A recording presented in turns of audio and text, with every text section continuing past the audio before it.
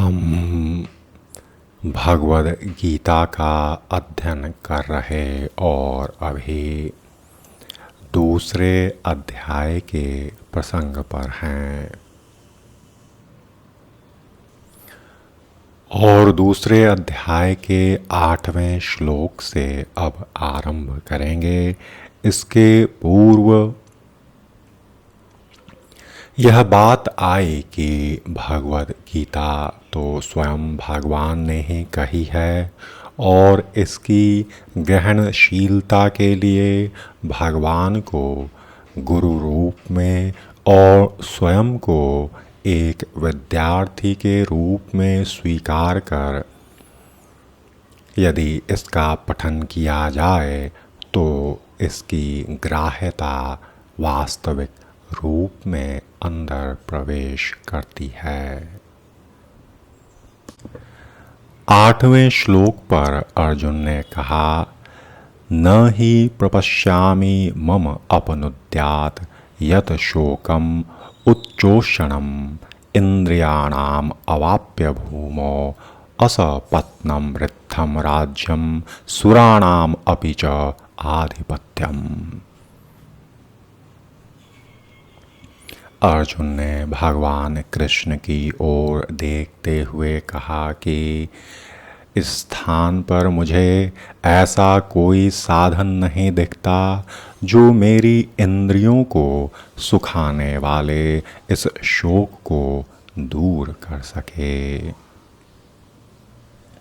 स्वर्ग पर देवताओं के आधिपत्य की तरह इस धन धान्य संपन्न सारी पृथ्वी पर निष्कंटक राज्य प्राप्त करके भी मैं इस शोक को दूर नहीं कर सकूंगा।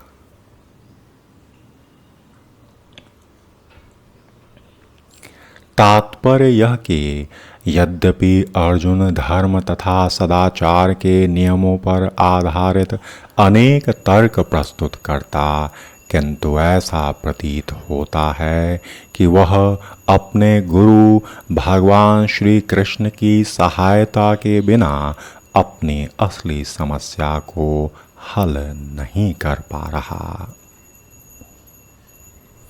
वह समझ गया था कि उसका तथाकथित ज्ञान उसकी उन समस्याओं को दूर करने में व्यर्थ है जो उसके सारे अस्तित्व को इस चिंता में सुखाए दे रही।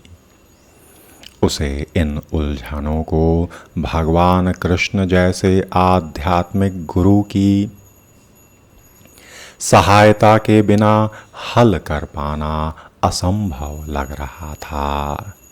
शैक्षणिक ज्ञान, विद्वता, उच्च पद, ये सब जीवन की समस्याओं के हल में व्यर्थ हैं। यदि कोई इसमें सहायता कर सकते तो वे एकमात्र सद्गुरु ही हैं। अतः निष्कर्ष यह निकला कि गुरु जो 100% ईश्वर निष्ठ हैं, ईश्वर दर्शन प्राप्त हैं, वे मात्र ही एक प्रामाणिक स्रोत हो सकते जिनके द्वारा एक शिष्य के जीवन की समस्याओं का हल हो सकता।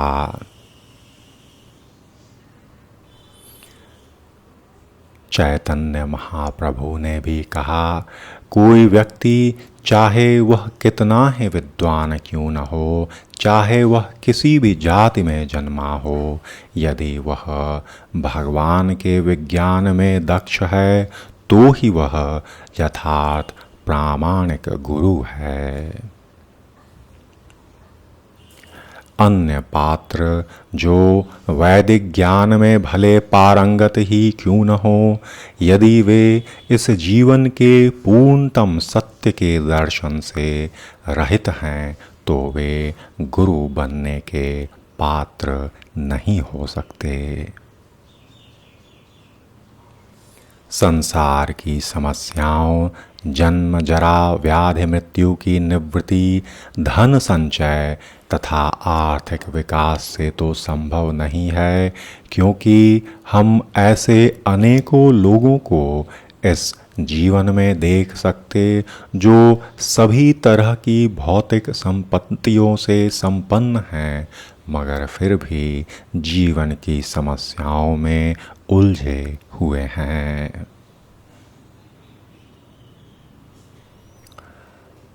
और यदि आर्थिक विकास, भौतिक सुख किसी के पारिवारिक, सामाजिक, राष्ट्रीय या अंतर्राष्ट्रीय अव्यवस्था से उत्पन्न हुए शोकों को दूर कर पाते, तो अर्जुन यह न कहता कि पृथ्वी का अप्रतिम राज्य या स्वर्गलोक में देवताओं की सर्वोच्चता भी उसके शोकों को दूर नहीं कर सकती। इसलिए उसने श्री कृष्ण के आश्रय में पूर्ण विश्वास प्रकट किया और वह अंतरतम से यह निश्चित रूप से जानता था कि एकमात्र वे ही शांति और समरसता का उचित मार्ग दिखा सकते, और यही कारण रहा कि अर्जुन भगवान की ओर पूर्ण विश्वास से प्रयत्नशील रहा कि वे उसे निश्चित रूप से इस जीवन की समस्याओं से, उलझनों से छुटकारा दिला देंगे।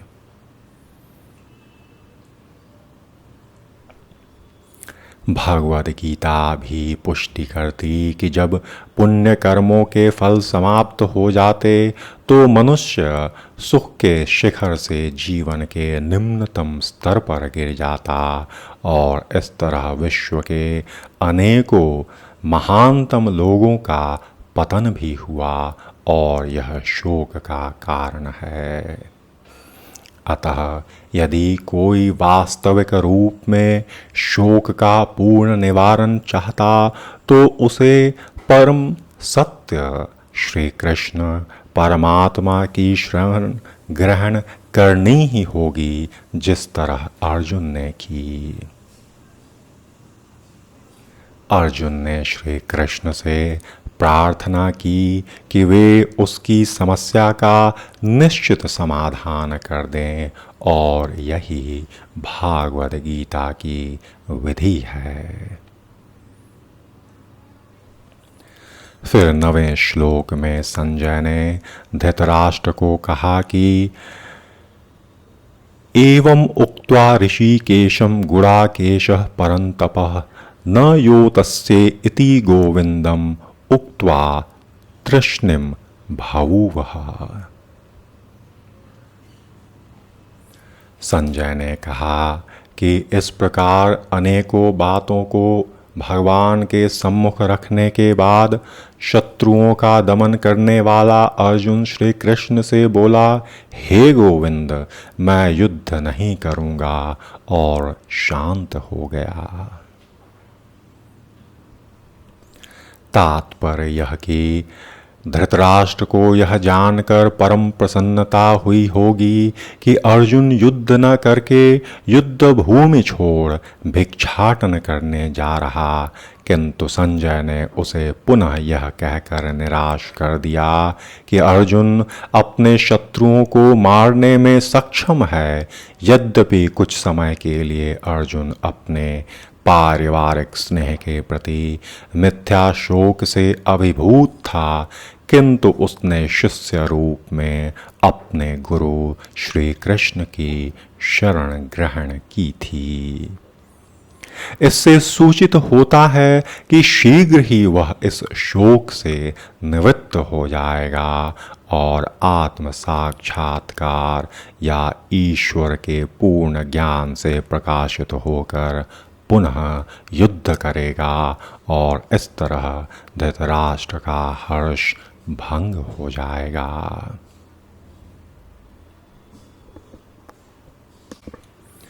फिर संजय ने आगे कहा, तम उवाच ऋषिकेशः प्रहसन इव भारत सैन्यो उभयो मध्ये विषीदन्तम् इदं वचः।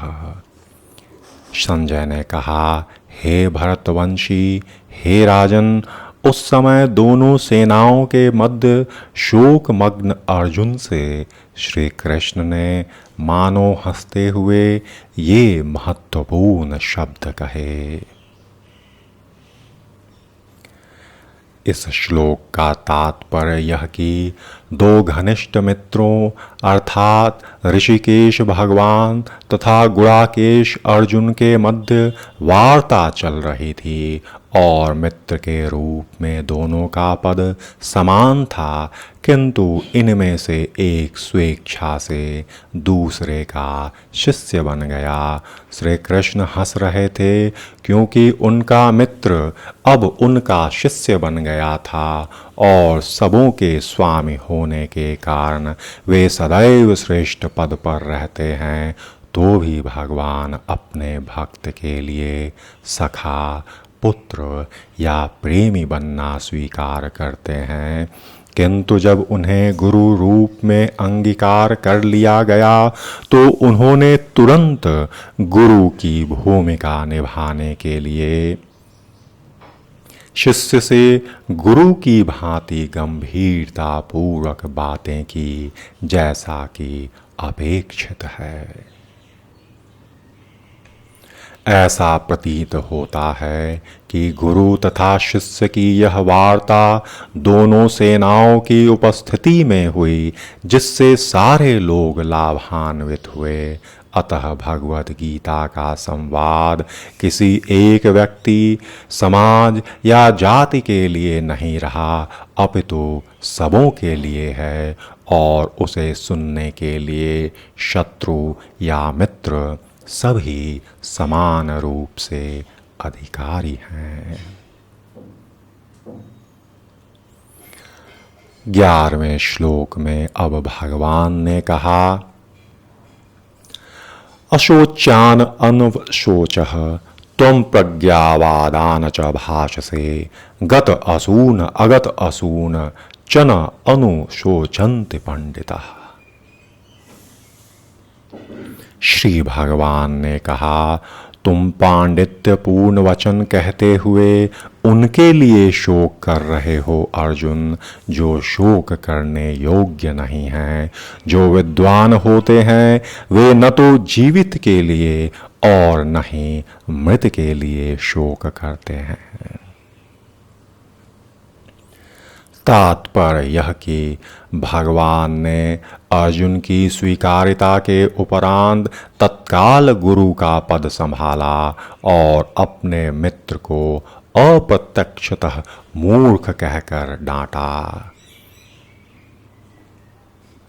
भगवान ने कहा, तुम विद्वान की तरह बातें करते हो, किंतु तुम यह नहीं जानते हो जो विद्वान होता, अर्थात जो यह जानता है कि शरीर तथा आत्मा क्या है, वह किसी भी अवस्था में शरीर के लिए, चाहे वह जीवित हो या मृत हो, शोक नहीं करता।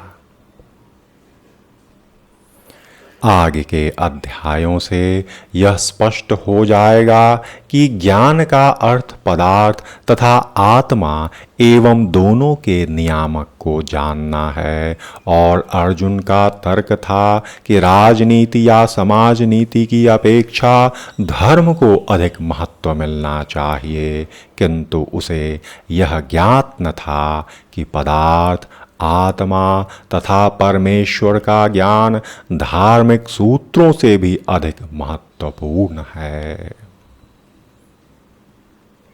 और चूंकि उसमें इस ज्ञान का अभाव था, अतः उसे विद्वान नहीं बनना चाहिए था, और चूंकि वह अत्यधिक विद्वान नहीं था, इसलिए वह शोक के सर्वदा अयोग्य वस्तु के लिए शोक कर रहा था। यह शरीर जन्मता है और आज या कल इसका विनाश निश्चित है, अतः शरीर उतना महत्वपूर्ण नहीं है जितना कि आत्मा है। जो इस तथ्य को जानता है वही असली विद्वान है, और उसके लिए शोक का कोई कारण नहीं हो सकता। आगे 12वें श्लोक में भगवान ने कहा, न तु एव अहम जातु न आसम न त्वम न इमे जन अधिपा न च एव न भविष्यामः सर्वे वयम अतः परम। भगवान ने अर्जुन को कहा कि ऐसा कभी नहीं हुआ कि मैं न रहा हूँ या तुम न रहे हो अथवा ये समस्त राजा न रहे हो, और न ऐसा भी है कि भविष्य में हम लोग नहीं रहेंगे। तात्पर्य यह कि वेदों में, कठोपनिषद में तथा श्वेताश्वर उपनिषद में भी कहा गया कि जो श्री भगवान असंख्य जीवों के कर्म तथा कर्मफल के अनुसार उनकी अपनी अपनी परिस्थितियों में पालक हैं, वे ही भगवान अंश रूप से हर जीव के हृदय में वास कर रहे केवल साधु पुरुष, जो एक ही ईश्वर को भीतर बाहर देख सकते, पूर्ण और शाश्वत शांति प्राप्त कर पाते। जो वैदिक ज्ञान अर्जुन को प्रदान किया गया, वही विश्व के उन पुरुषों को प्रदान किया जाता जो विद्वान होने का दावा तो करते हैं, किंतु ज्ञान राशि उनकी न्यून है। भगवान यह स्पष्ट कहते हैं कि वे स्वयं अर्जुन तथा युद्ध भूमि में एकत्र सारे राजा शाश्वत प्राणी हैं, और इन जीवों की बद्ध तथा मुक्त अवस्थाओं में भगवान ही एकमात्र उनके पालक हैं। भगवान परम पुरुष हैं तथा भगवान का चिरसंगी अर्जुन एवं वहां पर एकत्र सारे राजागण शाश्वत पुरुष हैं। ऐसा नहीं है कि ये भूतकाल में प्राणियों के रूप अलग अलग उपस्थित नहीं थे, और ऐसा भी नहीं कि वे शाश्वत पुरुष भविष्य में बने नहीं रहेंगे। उनका अस्तित्व भूतकाल में था और भविष्य में भी निर्बोध रूप से बना रहेगा, अतः किसी के लिए शोक करने की कोई बात नहीं है। ये मायावादी सिद्धांत की मुक्ति के बाद आत्मा माया के आवरण से पृथक होकर निराकार ब्रह्म में लीन हो जाएगा या अपना अस्तित्व खो देगा, यहाँ परम अधिकारी भगवान कृष्ण द्वारा पुष्ट नहीं हो पाता, और न ही इस सिद्धांत का समर्थन हो पाता है कि बद्ध अवस्था में ही हम अस्तित्व का चिंतन करते। यहाँ पर श्री कृष्ण स्पष्टतः कहते हैं कि भगवान तथा अन्यों का अस्तित्व भविष्य में भी अक्षुण्ण रहेगा, जिसकी पुष्टि उपनिषदों द्वारा भी होती है। भगवान का यह कथन प्रामाणिक है, क्योंकि वे मायावश्य नहीं हैं। यदि अस्तित्व तथ्य न होता तो फिर श्री कृष्ण इतना बल क्यों देते, और वह भी भविष्य के लिए। लोग तर्क कर सकते कि श्री कृष्ण द्वारा कथित अस्तित्व आध्यात्मिक न होकर भौतिक है। यदि हम इस तर्क को कि अस्तित्व भौतिक होता स्वीकार भी कर लें, तो भी कोई श्री कृष्ण के अस्तित्व को किस प्रकार पहचानेगा। कृष्ण तो भूतकाल में भी अपने अस्तित्व की पुष्टि करते और भविष्य में भी अपने अस्तित्व की पुष्टि करते, और निराकार ब्रह्म उनके अधीन घोषित हो चुके हैं। कृष्ण सदा सर्वदा अपना अस्तित्व बनाए रहे हैं। यदि उन्हें सामान्य चेतना वाले सामान्य व्यक्ति के रूप में माना जाता है, तो प्रामाणिक शास्त्र के रूप में उनकी भगवद गीता की कोई महत्ता ही नहीं रहेगी। एक सामान्य व्यक्ति मनुष्यों के 4 अवगुणों के कारण श्रवण करने योग्य शिक्षा देने में असमर्थ रहता। इसलिए गीता ऐसे साहित्यों से बहुत ऊपर है। कोई भी संसारी ग्रंथ गीता की तुलना नहीं कर सकता और श्री कृष्ण को सामान्य व्यक्ति मान लेने पर गीता की सारी महत्ता समाप्त हो जाती है।